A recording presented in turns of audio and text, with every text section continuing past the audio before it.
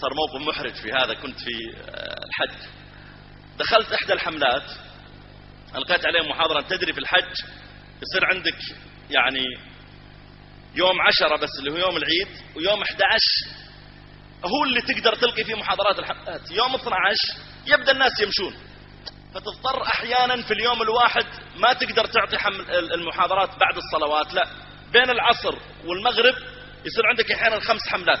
أنتم الساعة 4:30، أنتم 5 بالضبط، أنتم 5:30.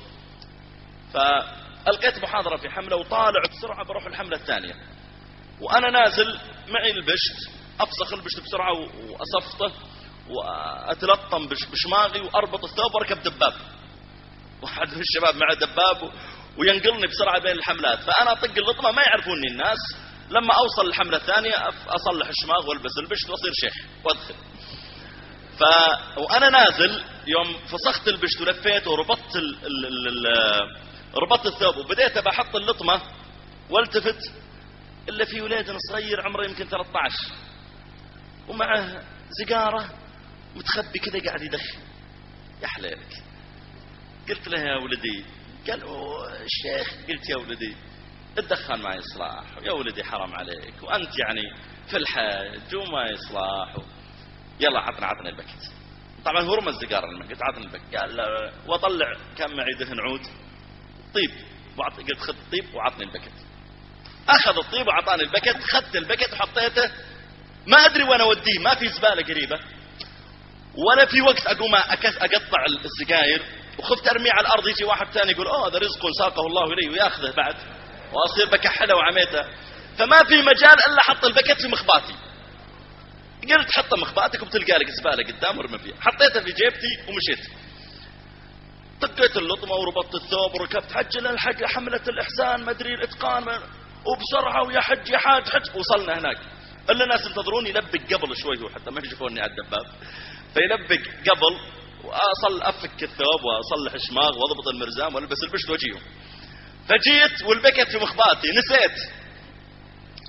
المهم وأبدأ ألقي المحاضرة.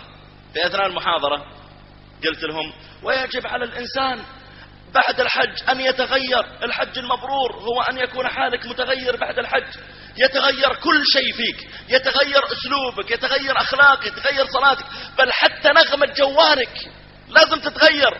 واجي بطلع جوالي قلت جوالك اللي بكيت دخان. مارو البارو أبيض. عاد أشوف بعضهم يقول الشيخ زين الأحمر حار، الأبيض أحسن للشيخ.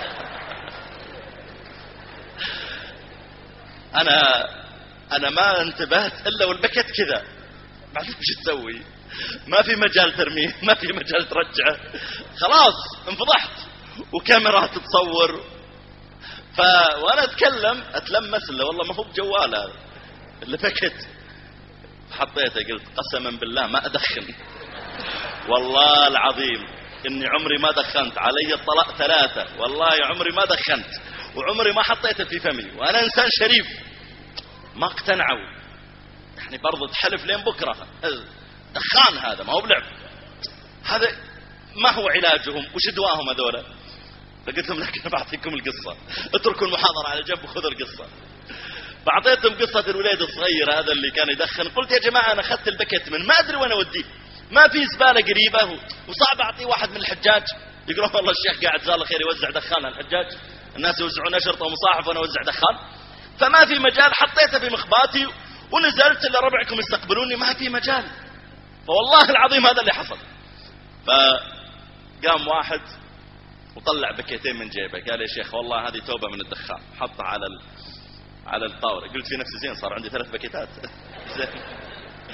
وقام واحد ثاني وفتح الشنطة اللي فوق، يحطون رفوف كذا في الحملات، ويطلع كرس كامل فيها ظن 10 مدري 20 حبة. هذا نمونته حق ال5 أيام كلها جزاه الله خير، جايبها مجهز نفسه وحط هذا كم يباع.